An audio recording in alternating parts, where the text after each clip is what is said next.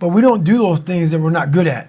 So for me, I realized, shit, man, like I keep on running away from these things I'm not good at. I have to dive into these things. I have to become one with these things. And that's what happened. And so I own them both. Yeah. And I talk very openly about them both. I can't do it. There may be some days I get up with poopy pants and I'm like, you know what, man? Fuck this, man. Like, what am I training for? I have no race on the docket. Why am I having this such a structured life? Why? And I'm like, you know what? I'm good. I'm done. I retire every day. Yeah. I'm done with this shit. And I sit around and I say, okay. And then this is my thought process. So you want to be normal. So you just want to be like everybody else that roams the world, not knowing the power that's in them. Being fine with being mediocre. You want to go back to who you were, huh, David? And I'm like, fuck that, man. Not every day, it's those bad days. Yeah. It's those bad days. I see a whole bunch of people walking around out here who have no idea how talented they truly are. And I'm talking about talent, like some God-given ability. Talent that sometimes you have to hone, and you have to work on, and you have to harness yourself. And they just walk around just on their phones, just clueless to how powerful they are. The biggest thing you have to do is shut off technology. You have to go dark. And what I mean by that is you have to be quiet in your mind. Get away from people. We love being around people. We love talking. We love parties. We love all that shit. It's okay to be alone. It's also okay to be unhappy. It's okay to be unhappy sometimes, man. It's okay to say, you know what, man, I'm fucked up. So you gotta go to the truth first. Who are you?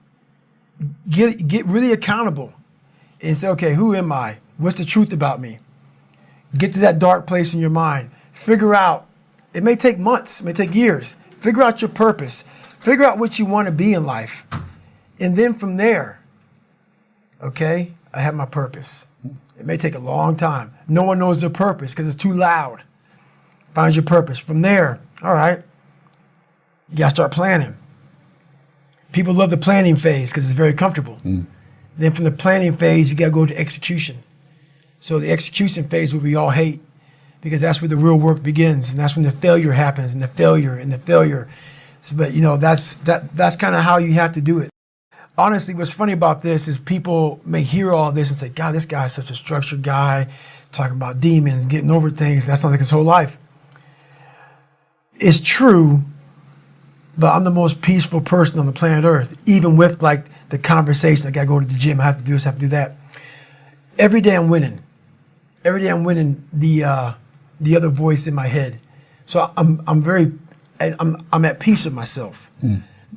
The things I do for fun are like me bettering myself. Yeah. I love sports. I love watching sports, but I also love accomplishing and overcoming myself every day. Because every day is a battle. Every day is a battle because your mind wants to choose the path of least resistance. Every day. But you don't become better by ever doing that. You become normal. And I don't want to be normal. So it may not be a life for everybody, but I find a lot of peace in not being normal in my life. To be at the point of your life where you don't care about being judged. You can be in a room of 1 million people and they all hate you, and you walk in and you go like this. Not because you're angry at them, because you know yourself. Inside and out, and you know that you've put yourself through hell to be where you're at today. You've walked the walk, you've talked the talk, and you've walked the walk. And that's, to me, what it's all about. It's all about putting those boots on the ground and getting after it every day. And once you do that, you have a feeling about yourself that no one can ever take away or even understand. Yeah. Oh yeah, life beat me the fuck up bad. I mean, I was knocked out in the 12th round of a 15-round, heavyweight bout. I was knocked out. But what happened was, in the 12th round, when the challenger turned his back on me, I was getting the fuck up. And I got up and won the next 3 rounds and knocked that motherfucker out in the 15th round. So that's my mind about can't hurt me. I was hurt, man. Like, literally, I had to overcome so much those first 26 years of my life, and I still do every day today. It's not over. Nah. But the mentality of can't hurt me is just that. No matter what's in front of you, man, you have to face, you have to confront, you have to overcome and move forward. So my father, some of the kids that bullied me, my learning disabilities, all these things I went through in life, stuttering, has so many different issues, failing and failing and failing, I'd overcome them. Or they would have overcame me. Yeah, those scars are real. Those scars are proof that, your past is real. So they're never going to go away. I own them, but I'm proud of my childhood. I'm proud because without all of these lessons in life, and everybody says this bullshit, I mean it. I mean it, because I was able to look at my childhood and how I grew up as the ultimate training ground for my life. There has to be some people on this planet Earth who have my mentality. As gross as it is to some people, and as far off as it is and not understood, there has to be some people like me on this planet Earth. Has to be some warriors out there that are able to take this mindset and do something with it. So that right there, once you are able to look at your life and realize that all these bad things are actually the ultimate training ground for what you're going to, encounter in life, you start looking at your past very differently. I was angry once I was able to uncover the rug and look at all these different shells that I collected over the years and say, wow, that fucked me up. And that one fucked me up even worse than that one. And shit, that one was real bad. And because what happens is when you start to collect all these shells, and these shells are bad things of your life, and you put them in your nice treasure chest and you hide them, because it reminds you of where you were at, but you don't want to visit them all the time. When I started visiting these shells, I was like, my God, man, it was a tough way to go. But now looking back on it, man, I don't have any more shells. So now you have to learn now what's your passion? Yeah. So now my passion is still trying to find out what is left, what is more. Can I be driven without the anger? And I can be. I've only dissected 44 years of my life. While I'm still living, I'm still in my live autopsy. So, right now, until I'm dead, I'm still examining human potential. How far can the mind go? How far can we go as human beings? So that's, I call myself the Stephen Hawking's of the mind. He was obsessed with everything he ever dove into. The guy couldn't walk or anything, so he was like the mind. That's one thing he didn't want to lose. And I became obsessed with it because it's the one thing that controlled me. So I became obsessed with this. What is this fucking thing up here that just has me on a tightrope and just walks me into all these horrible decisions I make and makes me feel so pathetic and weak and insignificant and dumb and stupid and everything. I got to get control of this thing. But it's amazing that once you get control of that thing, how far you can go. I'm big into visualization and also self-talk.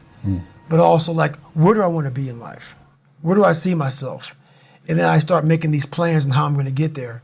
And I don't deviate from that plan.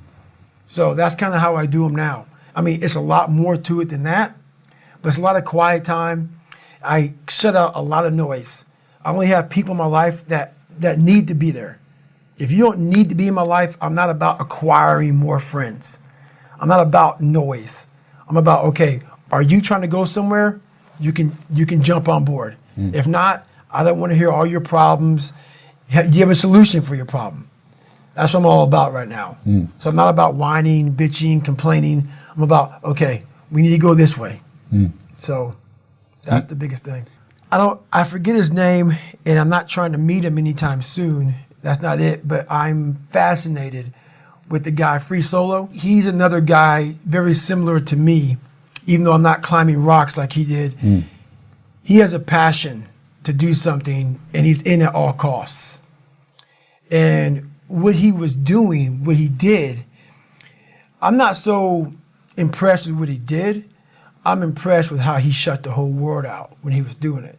To be able to pull that off, you have to be willing to accept death. You have to be willing to accept you're not going to see your loved ones anymore. You can't care about your loved ones when you're on that rock. Nothing mattered to him but that rock. Those people fascinate me. Those people who are able to put themselves in a place like that, and very few people understand that.